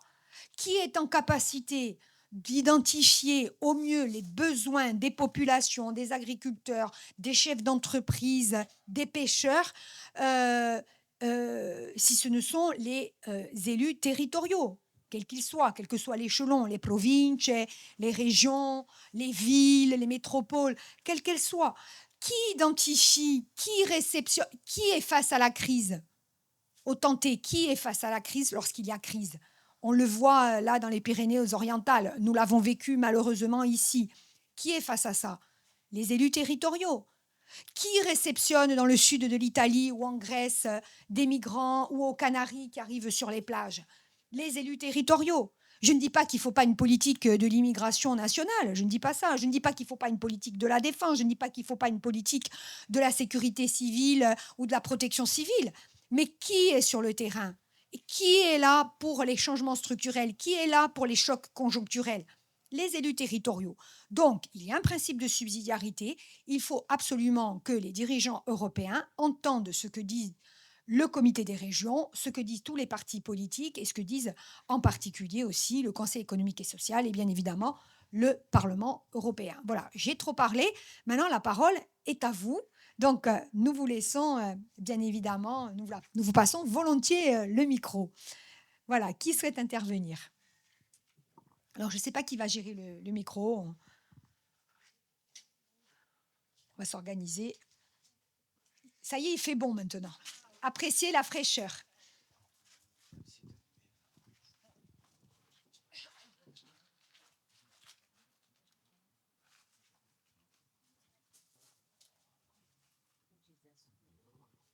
Allez-y, n'hésitez pas, on peut tout se dire.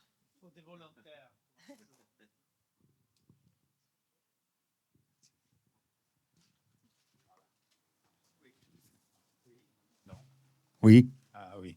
Bonjour à tous, chers amis. Non, juste une petite réaction. Quand tu dis 60 millions d'euros par an, c'est pas tant par rapport au budget global de la CDC. Mais sauf que le budget, il faut l'apprécier par rapport à son volet investissement, parce que le fonctionnement, payer les salaires, etc., c'est le quotidien, ce n'est pas l'avenir que l'on prépare, c'est le quotidien que l'on gère. Et 60 millions sur 300 millions de budget d'investissement, c'est quand même une somme importante. Surtout que les 300 millions d'investissement, ils ont aussi leurs figures imposées. Il faut réparer les collèges dont le toit fuit, il faut arranger la route qui s'est effondrée, etc. Ce qui est intéressant dans les fonds européens, c'est que c'est des fonds créatifs. C'est-à-dire qu'ils obligent tout le monde à réfléchir à des projets qui sont des projets novateurs, qui sont des projets, en tous les cas, qui sortent de l'ordinaire du budget. Et c'est en ce sens qu'ils sont, je pense aussi, ils n'ont pas qu'une plus-value financière, ils ont aussi une plus-value politique et intellectuelle très importante. Voilà, c'est ça que je voulais dire. Oui, tout à fait d'accord avec toi. Et le terme de créatif nous va très bien, effectivement.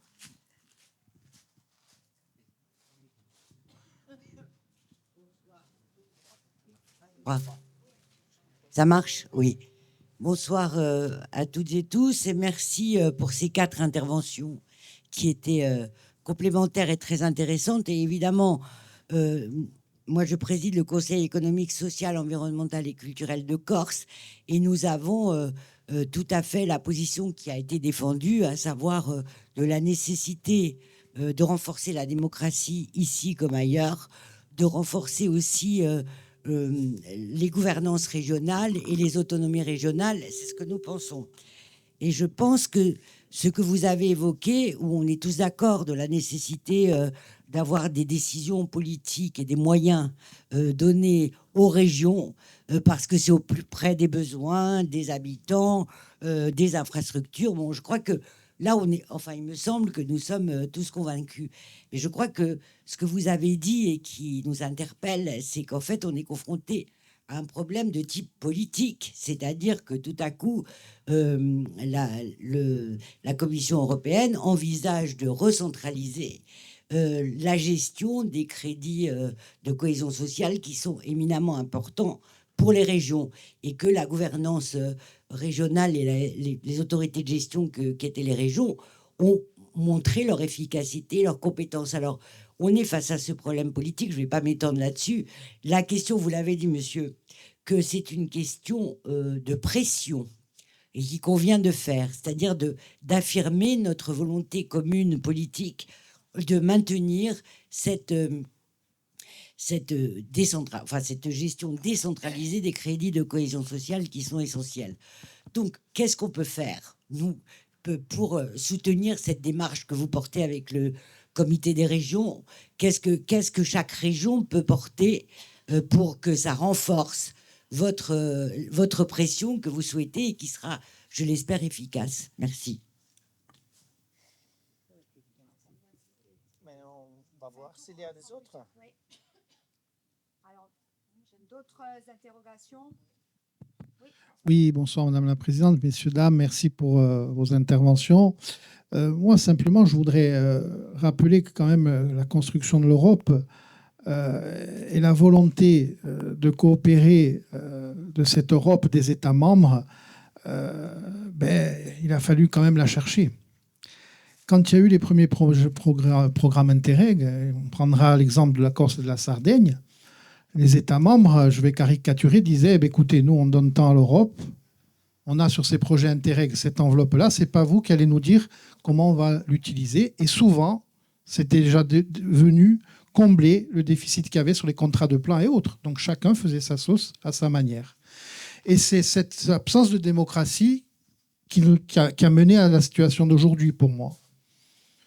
L'autre aspect, c'est le projet Leader. Le projet Leader, c'est l'exemple même de cette volonté de l'Europe de faire qu'il y ait une Europe des peuples, une Europe des communautés, à travers une gouvernance qui allie la société civile avec les entrepreneurs, les artisans et autres, les élus locaux, avec un contrat passé avec les États membres et ensuite, bien entendu, un contrôle européen. Mais quand on regarde, et je voudrais essayer de voir si on pouvait analyser le volet coopération intergale, comment elle a été consommée durant toutes ces années, on verrait que forcément, il n'y a pas un taux de consommation important. Et pourtant, je pense que c'est la matrice de toute société, de tout territoire, c'est-à-dire qu'on ne construit pas par le toit, mais on construit par la base, par les fondations, et que donc, moi, je pense qu'à travers ce projet et cet état d'esprit-là, c'est celui-ci qu'il faut choisir peut-être pour faire pression sur les États membres, sur la Commission. Alors, ça pourrait prendre différentes formes, à travers, notamment avec le numérique, une journée où il y aurait l'ensemble de ces GAL qui échangeraient sur différents niveaux, sur différentes politiques, qui permettraient de montrer ce que ça représente au niveau du maillage de l'ensemble des régions d'Europe. Il y a aussi tout le travail qui est fait sur les écoles et sur les enfants. C'est celui-là qu'il faudrait mettre en avant, parce qu'en fait, l'avenir, il est là, de ce qu'on construit. Et là-dessus aussi, bien entendu, il y a des projets importants. Mais en fait, il y a aussi ce différentiel qu'il y a entre les différentes régions sur l'armature territoriale de chaque territoire. Et on oublie souvent cette structure infra. Nous, on a eu par exemple en Corse la loi NOTRe, sans parler depuis 30-40 ans, les différentes fluctuations qu'il y a eu sur l'organisation des territoires à travers, vous avez les comunità montane, nous on a les communautés de communes, mais qui ne fonctionnent pas de la même manière. Et aujourd'hui, la seule matrice commune que l'on ait, ce sont les GAL, ces groupes d'action locaux, qu'il faudrait, à mon avis, renforcer, institutionnaliser et leur donner de la force par rapport à ces éléments. Voilà, moi, je pense que ça, ce sont des éléments qui peuvent permettre éventuellement d'infléchir cette volonté qu'il y a de globaliser et autres. Et puis, il y a bien entendu, vous l'avez dit, Madame la Présidente, la différenciation qu'il y a entre les îles de la Méditerranée, les îles en général, les problèmes insulaires. Il y a aussi la dichotomie qu'il y a entre les territoires ruraux et les territoires urbains. Et donc, voilà, la problématique, elle est là. Et puis, peut-être, aujourd'hui, il y a un élément sur lequel il faudrait peut-être essayer de travailler, c'est par rapport au changement climatique et donc à des ressources nouvelles qu'on pourrait aller chercher sur un fonds qui serait dédié, une sorte de fondation à un niveau très important qui permettrait, notamment sur la compensation carbone et autres, d'aller chercher de nouvelles recettes, notamment pour le rééquilibrage des territoires et pour ces éléments-là. Nous, pour conclure rapidement, je crois que cette volonté de recentraliser l'ensemble de ces dispositifs, on la vit nous aujourd'hui en Corse avec des projets de métropolisation qui se dessinent ici et là et qui seraient la mort annoncée du territoire rural et des rééquilibrages entre l'ensemble des citoyens, et notamment par rapport à l'égalité. Enfin, dernier point, c'est aussi cette notion de le droit de pouvoir vivre sur les territoires. C'est un droit de pouvoir entreprendre et travailler dans quelques régions d'Europe que l'on soit, du plus petit village à la plus grande métropole. Voilà, et ça, ce sont des éléments, à mon avis, qu'on pourrait faire ressortir. Et je pense qu'on n'utilise pas assez la notion de visioconférence entre l'ensemble de ces territoires. On a cet outil-là qui est important. Et il y a aussi le dernier point, puis je conclurai, c'est de montrer, vous savez, maintenant, vous avez parlé de notion de 3D, mais avec l'intelligence artificielle, ça serait de dire, voilà comment était l'Europe, voilà comment elle est depuis qu'il y a ces éléments, voilà comment sont les territoires et comment on grandit les territoires avec leur coopération. Et en se projetant avec des éléments qu'on pourrait donner aux machines, dire, voilà, si demain on a une recentralisation comme ça, on aura une consommation de crédit qui sera forcément faite par les gros pôles, par les grandes métropoles et autres, sur cette consommation, et y compris en termes d'agriculture et de pêche. Alors là, on n'a même plus besoin de discuter. Avec cette fongibilité-là, on perdra. Et voilà comment sera le territoire si vous arrivez à ces éléments. Alors, je ne sais pas combien il nous reste de mois pour essayer de contrer cela, mais voilà, c'est quelques pistes que je voulais donner. Voilà. Merci. Oui, bonsoir. Bonsoir, merci Madame la Présidente d'avoir organisé ce débat qui est très intéressant, qui nous a apporté, qui nous a appris beaucoup de choses. Donc on a tous bien compris que cette politique de cohésion, c'était vraiment le pilier le plus important. Pour cela, on a tous retenu, puisque dans nos interventions, on a dit que vous étiez chargé de mettre une pression. Alors moi, je voulais savoir si cette pression, elle allait être sur le mode dont vous êtes présent aussi aujourd'hui. Est-ce que ça sera toujours dans cette configuration-là, ou est-ce que vous allez prendre votre bâton de pèlerin et peut-être changer, chaque député va aller dans chaque région?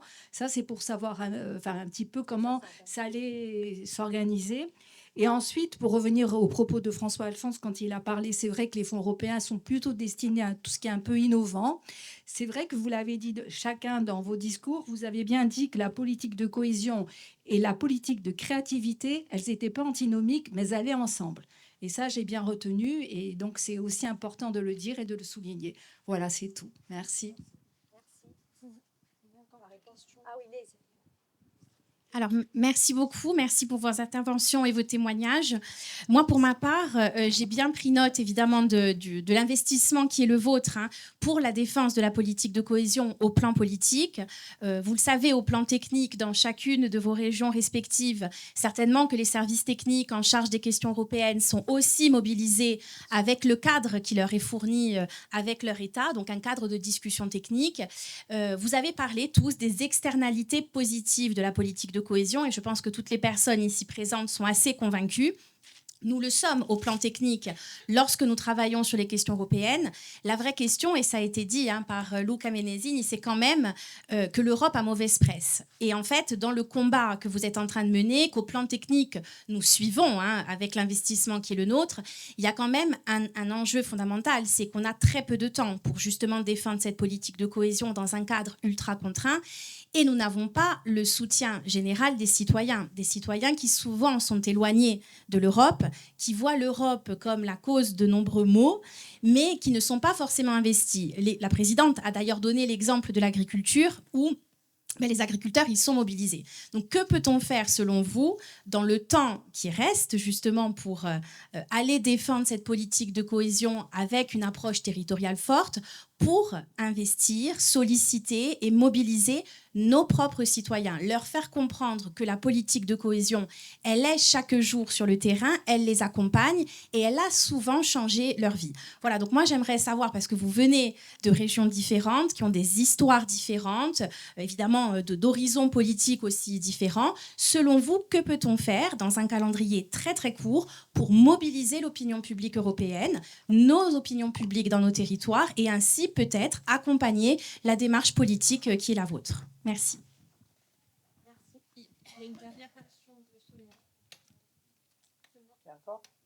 Bonsoir tout le monde. Pardon, Sonia Femoayache. Alors, moi, je pose une question très simple puisque je prêche pour ma paroisse. Dans ce cadre de la cohésion des territoires européens, si nous, Corses, nous gagnons l'autonomie, de quelle manière la Commission européenne pourra nous accompagner? Favorablement, bien sûr.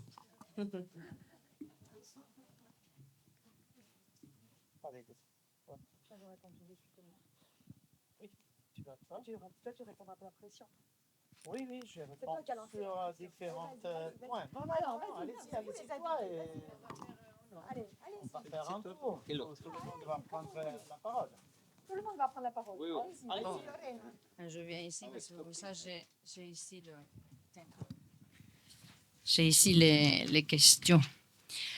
Bon, alors, qu'est-ce qu'on peut faire concrètement? Il y avait une question.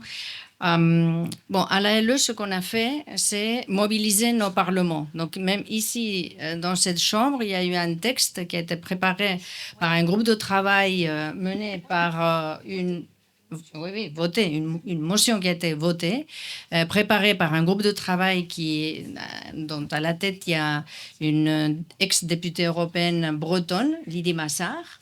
Et donc ce texte est un texte très clair adressé aux États où on manifeste qu'on est contre cette recentralisation des fonds parce que c'est totalement inefficace et antidémocratique. Mais ce texte a été voté pas seulement ici à Ajaccio, mais à Vitoria, la capitale du Pays Basque, en Bretagne, au Bundestag. Il y a eu une question au chancelier Merz posée par un de nos députés et Merz a dit « Oui, je suis d'accord ».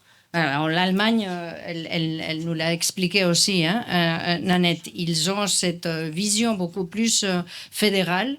Et je crois que l'Europe, ce qu'elle doit chercher, c'est un esprit confédéral. Il faudrait qu'il travaille cet esprit confédéral.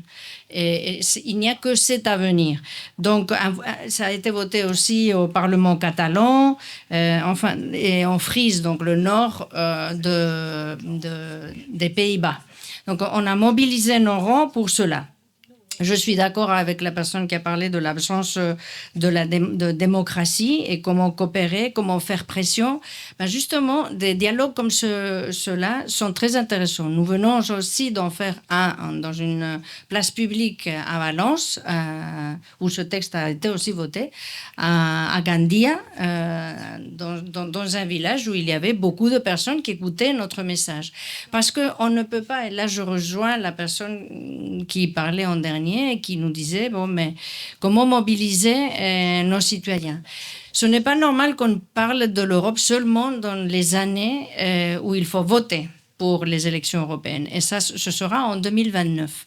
Donc, il faut profiter de toutes ces occasions et les pressions qu'on subit maintenant pour bien expliquer que il ne faut jamais oublier que 70% de la législation approuvée par les parlements nationaux provient de l'Union européenne. Donc, il faut quand même s'en rendre compte qu'il faut, et là je vais dire quelque chose qui peut peut-être déranger à certains, mais il faut voter. Parce que le problème qu'on a, et je rejoins Luca et d'autres, on critique très facilement l'Union européenne. C'est la faute à l'Union européenne, c'est loin, Bruxelles ne nous écoute pas. Oui, mais nous, on ne fait rien pour que les majorités soient différentes à l'Union européenne. Les majorités en ce moment à l'Union européenne, dans toutes les institutions, c'est le reflet de ce qu'on est en train de vivre. C'est cette extrême droite très populiste, et la droite qui penche du côté de l'extrême droite, qui nous gouverne. Mais ils nous gouvernent parce dans certains pays, il n'y a que 30%, 25% de la population qui vote. Donc il y a 70%, plus de 50% de personnes qui restent à la maison. Alors si ces personnes restent à la maison, je veux bien accepter les critiques, mais les critiques après le vote. D'abord on vote et ensuite... Parce que les personnes qui critiquent souvent ne sont pas ceux qui donnent cette majorité à la droite et à l'extrême droite.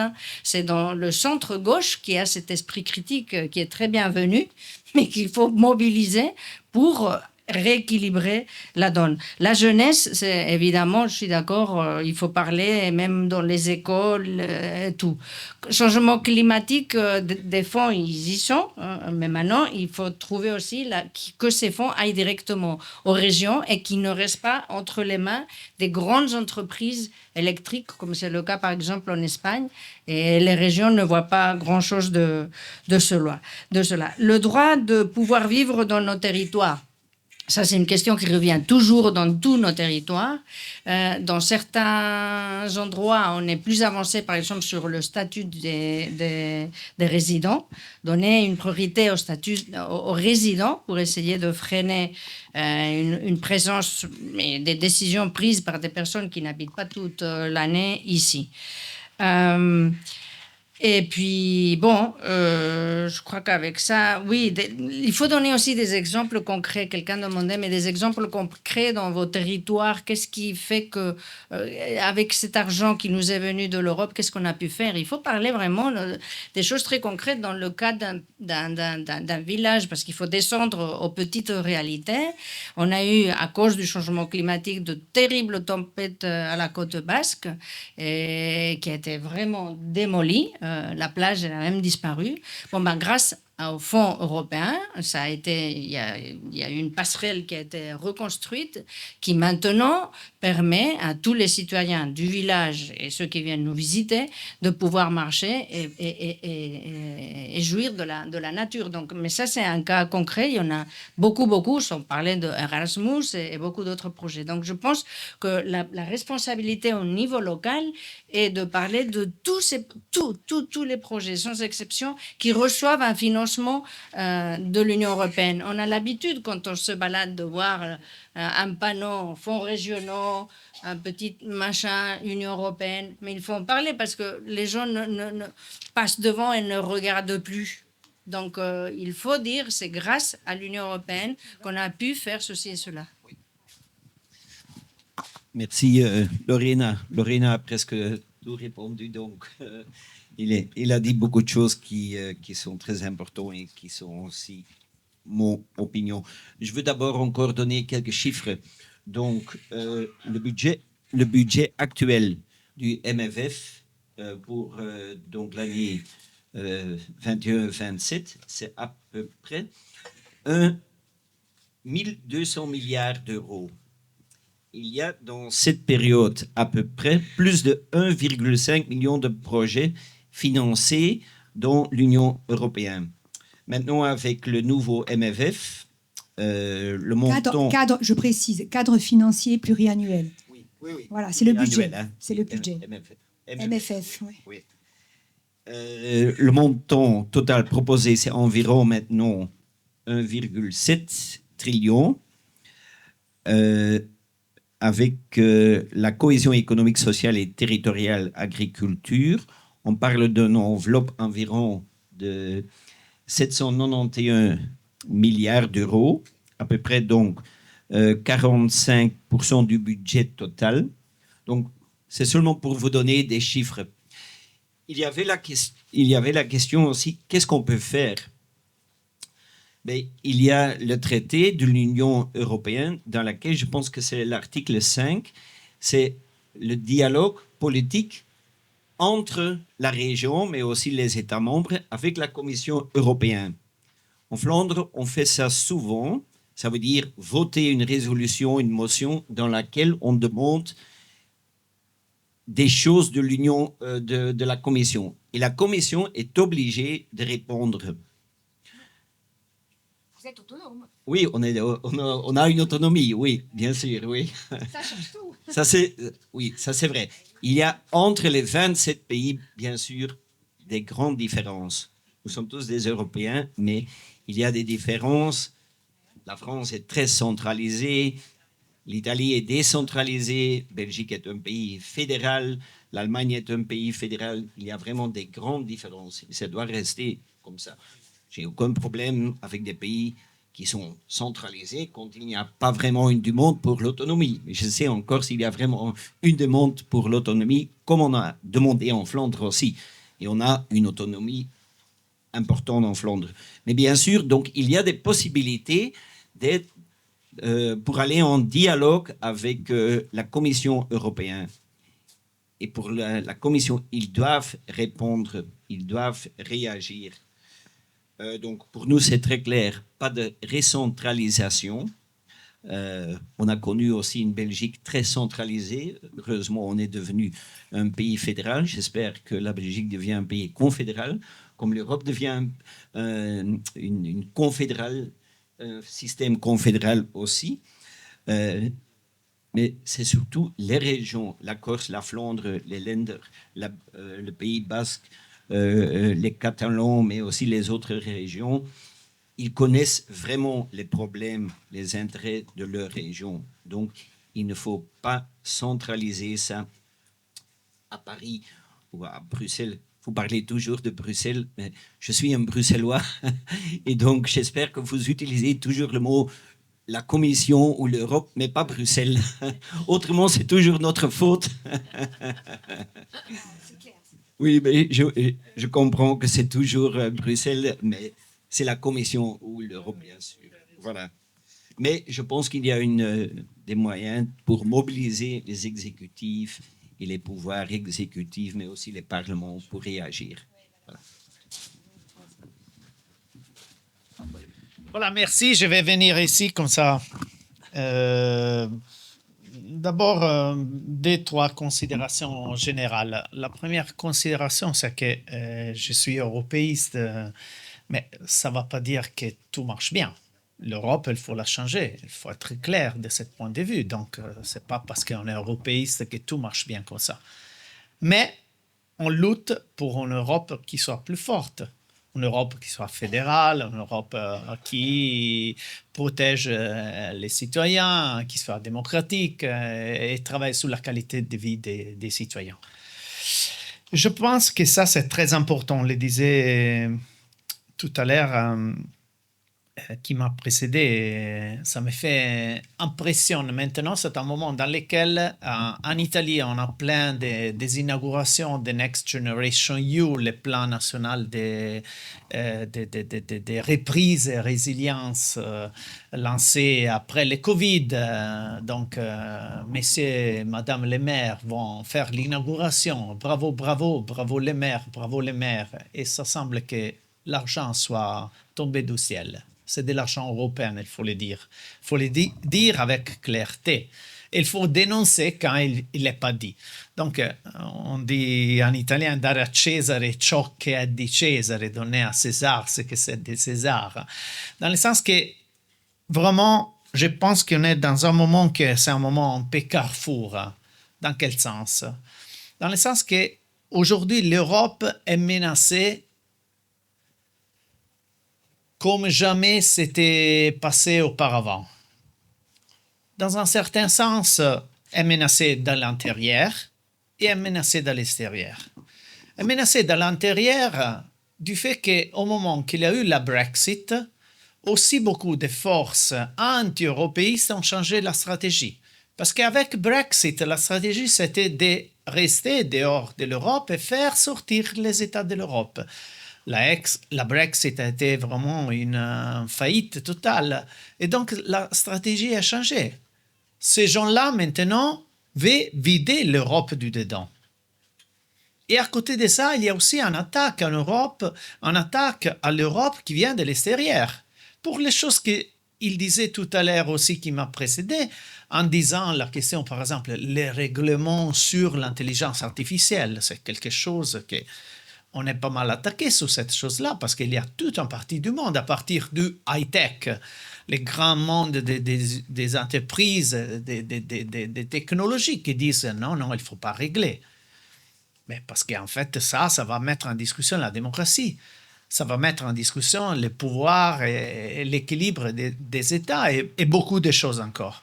Alors, c'est pour ça que j'ai dit qu'il faut vraiment s'engager.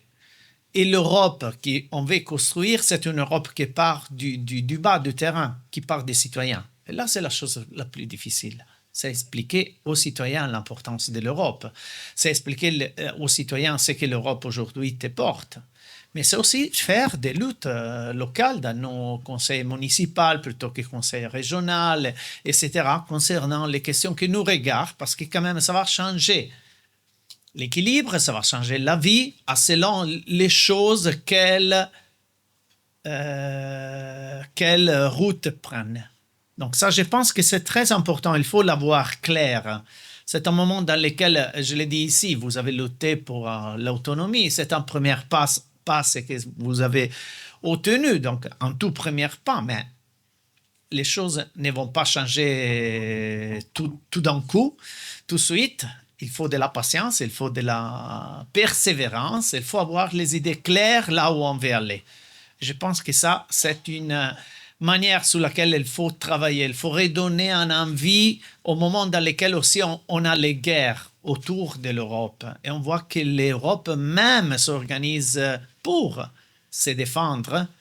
On est dans la Méditerranée, on est très loin de l'Ukraine, on est très loin des autres endroits, mais dans des autres endroits européens, dans les pays du Nord, on sent très fort cette chose-là. Mais la nécessité de se protéger et tout ça, et je pense que ça, c'est une chose qu'il faut la faire, mais sans perdre l'essence pour laquelle on a fondé l'Europe. Et pour laquelle l'Europe a marché jusqu'au présent.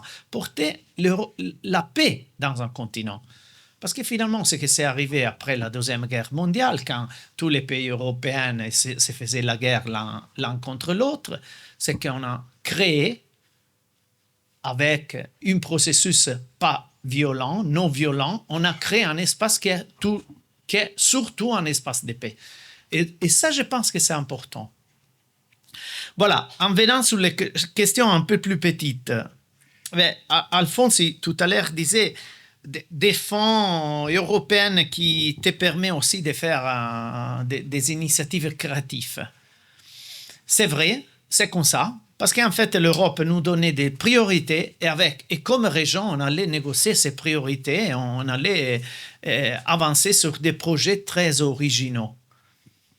Avec l'État au milieu, est-ce que ça pourra passer? Ou l'État, pense par exemple, bon, je ne vais pas faire des exemples français, je les fais italiens. Moi, je viens d'une région qui est une région assez progressiste, assez écolo. On a un gouvernement maintenant que c'est le bien contraire d'écologisme, n'a pas fait des investissements sur l'énergie renouvelable, etc., etc. Donc, c'est un gouvernement que la carbonisation, c'est bien, quoi. Et l'Europe donne comme objectif celui de décarboniser, de faire des investissements sur certaines choses, les solaires, l'éolienne, etc., etc. L'Europe donne l'argent à niveau national. Et après, à niveau national, tu vas négocier avec les régions. Ben, on n'est pas sûr que ces choses vont dans cette direction. Quand même, il faut négocier. Alors que région et Europe, c'était plus facile de ce point de vue. Donc, ça veut dire, et ça, c'est l'exemple le plus positif. L'autre exemple, c'est qu'il y a aussi une gestion politique dans le sens partitique, clientélaire et tout ça. Et ça aussi, c'est un risque avec une gestion qui passe par les niveaux étatiques. Donc, ça, il faut s'organiser, il faut avoir des garanties. Donc ça, c'est important. Je pense qu'on ne va pas réussir à faire tomber l'encadrement des plans des partenariats nationaux régionaux. Ça, non.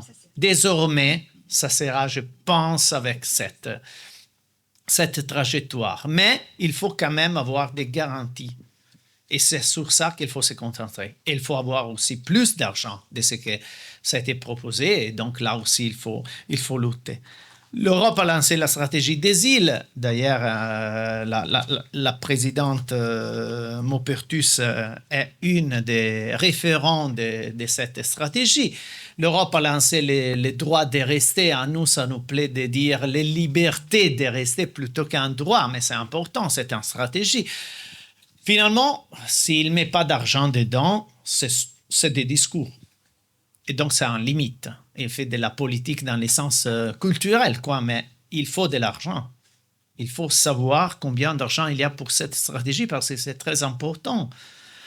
Les droits de rester dans un contexte, les droits d'avoir une vie qui est une vie de qualité, d'avoir des services publics. Maintenant, avec le numérique, la connexion et tout ça, ça peut permettre même à partir d'une maison ici tout proche de faire un télétravail un peu partout.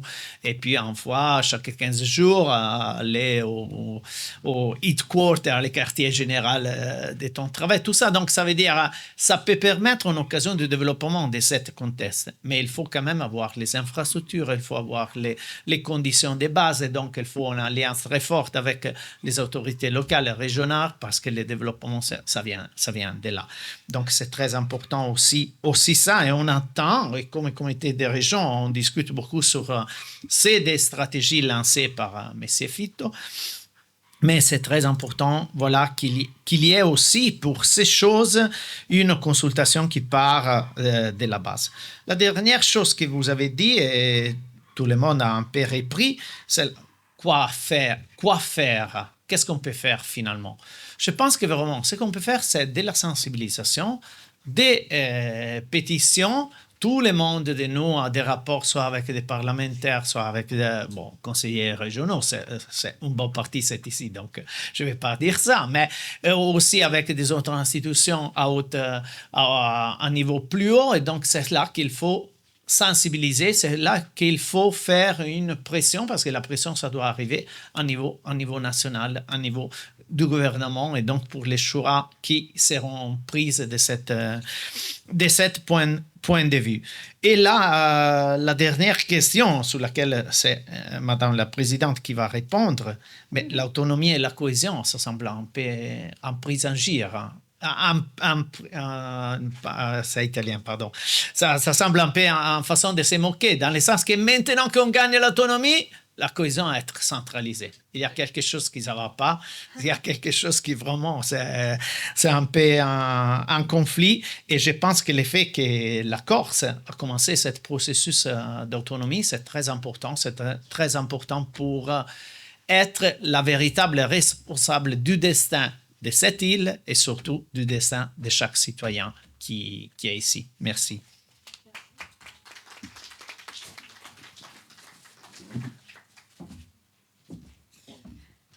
Alors, quelques mots de réponse aussi pour contribuer au débat et je conclurai.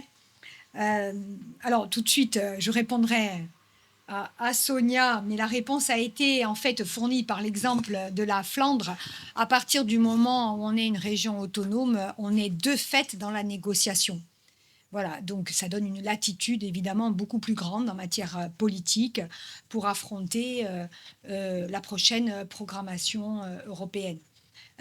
Donc effectivement, si nous avons l'autonomie, nous serons à la table des discussions et nous ne serons pas considérés comme une région de droit commun.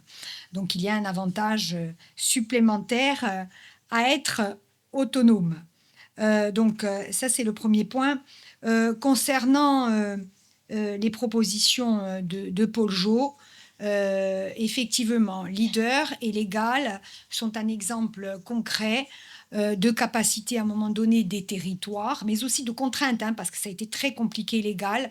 Mais je discutais la semaine dernière avec le président de Leader France et il y a un rapport qui passait au comité des régions, sont un exemple très concret de mobilisation des énergies et de projets à l'échelle de territoires et en particulier de territoires ruraux qui doivent remonter et qui démontrent qu'en partant de la base, on arrive à construire finalement une Europe en réseau avec différents GAL un peu partout. On ne sait pas exactement ce qui va se passer pour Leader. Voilà, il y a une inconnue sur la politique de cohésion, encore. Il y a une inconnue sur la PAC. On ne l'a pas dit suffisamment ce soir, ce n'était pas l'objet. Nous aurons très certainement des discussions là-dessus dans les semaines qui viennent. Et là, je suis particulièrement inquiète aussi. Mais sur la question de leader, elle va se poser à la croisée, en fait, entre la politique de cohésion et la politique agricole commune. Parce que dans ces plans partenariaux nationaux, régionaux, ce que pense faire la Commission et les États membres qui recentraliseront, c'est effectivement avoir à un moment donné une forme de fongibilité entre la politique de cohésion et la politique agricole commune pour le deuxième pilier. Voilà. Donc là, dans l'histoire, moi, quand on rend tout fongible, je pense qu'on y perd. Il y a une espèce de coup de magie, de baguette magique, qui fait qu'on en perd un peu en cours de route. Ça, c'est à surveiller avec une attention majeure, surtout ici. Voilà. Mais partout. Je pense aussi que l'idée est très bonne parce que Leader et le réseau d'Égal est très bien organisé au niveau européen, que c'est un moyen de pression. Et j'en viens à la question de la pression qui était évoquée tout à l'heure. D'où ce forte pression multiples et variées. Il y a différents canaux possibles. Effectivement, avec l'ensemble d'Égal, il y a peut-être quelque chose à faire en particulier. Ça, c'est une bonne idée. C'est à retenir. Et sur la question de la pression, dans le temps imparti, parce que Lesia Sargentini a raison, c'est-à-dire que le vote doit intervenir normalement avant le mois de décembre. Parce que sinon, il ne se passera rien en 2027. Ça sera trop tard pour 2027. L'idée est qu'en juin prochain, c'est ça l'idée, hein, en juin prochain, donc dans un an, moins d'un an, soient mis en place les plans partenariaux nationaux régionaux. Donc ça veut dire que toute la réglementation en amont a déjà été votée par le Parlement européen. Donc sur les canaux de pression, il y a les canaux locaux qui remonteraient par le biais d'Égal, mais d'autres dispositifs aussi, quels qu'ils soient. Il y a effectivement les parlements, les conseils régionaux, départementaux, non, on n'en a pas, mais provinciaux partout en Europe qui doivent faire remonter. Le comité des régions et notre région en particulier, on est membre d'une alliance qui s'appelle l'Alliance pour la cohésion, Alliance for Cohesion. Donc ça, effectivement, ça doit remonter aussi et il faut plus donner de voix. Moi, je crois que le comité des régions doit donner encore plus de voix là-dessus. Les conseils économiques et sociaux, je pense qu'ils doivent se mobiliser. Et évidemment, le Parlement européen. Alors, nous, on a alerté, bien évidemment. Les députés sont en alerte maximum. Et il ne faut pas croire, même les députés... Alors, malheureusement, il n'y a pas d'invité aujourd'hui... de droite, mais les députés de droite aussi sont très mobilisés. Il ne faut pas croire, hein, les Länder allemands, ils étaient vent debout contre la proposition de la Commission.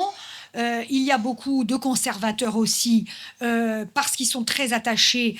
Vous savez que le vote conservateur est très présent dans les territoires ruraux, partout en Europe. Et ils sont très attachés à un certain nombre de valeurs européennes, de traditions. Très souvent, c'est un vote qui vient aussi du monde agricole. Donc, ils sont vent debout contre les propositions de la Commission. Donc, le Parlement doit jouer un rôle très fort. Pas uniquement avec les votes qui interviendront sur les différents règlements cadres et les règlements sectoriels, mais aussi en termes de, je dirais, de communication, d'utilisation des médias. Je crois que c'est particulièrement important que ces différents canaux soient utilisés. C'est fondamental, à mon avis. Un dernier point. Il y a une discussion aujourd'hui, et je rejoins Polo là-dessus, sur les nouvelles recettes européennes. Parce qu'à un moment donné, je veux dire, mathématiquement, la question, elle est pliée. S'il faut financer, comme le disait Karl, la défense, les nouvelles technologies, les nouveaux drones, l'IA, etc., intégrer de nouveaux pays, la question de l'Ukraine, de la Moldavie, il y a un processus d'intégration qui a débuté. L'énergie, la transition énergétique, parce qu'on a pris un choc énergétique avec la guerre en Ukraine. Bref, la cohésion, la politique agricole commune et tout le reste, et la compétitivité des entreprises, il est clair qu'à ressources constantes, on ne peut pas y arriver. Bon, or, la particularité du budget européen, c'est qu'il n'y a pas de ressources propres. Il y a une ressource sur les plastiques, hein, de mémoire, il y a une ou deux bricoles, il n'y a pas assez de ressources propres. Or, on n'a pas suffisamment utilisé cela. Voilà. Alors, il y a le débat, j'en parle parce que c'est un dialogue citoyen. On parle beaucoup des ETS à l'heure actuelle. Vous le savez, alors la question des ETS, c'est la question du marché européen des quotas carbone, c'est-à-dire des droits à polluer. Le paiement des droits à polluer en soi, très bien, mais sauf qu'à un moment donné, les recettes issues de cette fiscalité doivent être réinvesties dans la décarbonation de nos transports. Sinon, on a ici le père de la taxe sur les transports, la taxe environnementale sur les transports, il y a quelques années, hein, désolé François, mais c'est vrai, mais il faut reconnaître ce qui est. Une fiscalité environnementale n'a de sens que si à un moment donné, elle sert une finalité environnementale. On nous demande de décarboner nos infrastructures de transport et notre outil naval, mais à ce moment-là, il faut que les recettes issues de l'outil fiscal ETS reviennent vers les régions. Aujourd'hui, ça ne revient pas dans les régions, il faut le savoir. Je ne vais pas citer de nom, mais il y a des compagnies maritimes qui vont payer plusieurs dizaines de millions d'euros en Corse, ça ne revient pas en Corse. Et ça ne sera donc pas réinvesti dans les ports et les aéroports, sachant qu'on a un mur d'investissement là, parce que ça va coûter une fortune. Donc, parce que les États membres recentralisent la recette fiscale, le produit fiscal. Donc, il y a à réfléchir à d'autres recettes pour l'Union européenne. Des fois, ça peut être, vous savez, sur 350 millions ou un peu plus d'Européens, vous mettez 1 centime par personne, on s'en aperçoit même pas. 1 centime par personne, ça fait tout de suite beaucoup d'argent, hein. Voilà. Donc, je crois qu'il y a une fiscalité, et puis sans compter qu'il y a les GAFA, il y a toutes ces compagnies qui sont défiscalisées, qui sont des fois des compagnies américaines notamment, qui utilisent de biais d'exonération fiscale. Voilà, il y a une commissaire européenne célèbre qui s'est battue contre ça. Et il faut absolument récupérer de la fiscalité, donc des ressources propres européennes, pour financer toutes les priorités et tous les défis que nous avons à relever. Avec toujours en ligne de mire que les territoires et les populations européennes, et en particulier les plus défavorisées, n'ont pas à payer pour tout cela. Voilà, ça me paraît clair, c'est une question d'équité sociale et d'équité territoriale. Voilà, ça me paraît essentiel. Juste un mot, je voudrais remercier fortement nos 3 amis. L'Europe, c'est vraiment quelque chose de fantastique parce qu'on tisse comme ça par-delà les frontières qui normalement n'existent plus, mais au moins par-delà la mer pour nous, des amitiés solides. Même si nous n'appartenons pas forcément au même groupe politique, nous partageons la même conviction, c'est que l'Europe ne peut pas se faire sans ses territoires. Ce n'est pas possible, ça ne marchera pas. Et en cas de conflit, je le répète, puisque l'Europe, c'est quand même la paix, d'accord ? Consolider la paix, c'est consolider d'abord et avant tout la politique de cohésion. Ça me paraît fondamental. Je voudrais remercier aussi le secrétaire général qui est là de mon groupe au comité des régions, Michal Okonchwir, qui est irlandais. Voilà, bon, un Toscan, une Basque, un Irlandais, un Flamand, tout ça, c'est peut-être pas complètement le hasard, mais ils sont particulièrement impliqués dans la défense des territoires et je les en remercie. Arin Graziab à toutes et on va boire un pot de l'amitié tous ensemble. Arin Graziab. Un dernier mot, mention spéciale pour Laura Casanova de mon cabinet qui a tout organisé. Voilà. Merci Laura. Arin Graziab. Allez, andem abeillon corp. Juste un mot parce que j'ai fait une omission horrible quand j'ai parlé des modèles gagnants. J'ai parlé du Pays de Galles et de l'Écosse, mais j'ai oublié la Belgique et la Flandre. Mais je dis la Belgique parce qu'on a pour la première fois un Premier ministre d'un parti qui appartient à la LE. Et eux, ils représentent aussi un modèle qui a su freiner l'extrême droite. Donc, quand j'ai parlé des populismes, un exemple, c'est la NVA qui est représentée par Karl. Merci.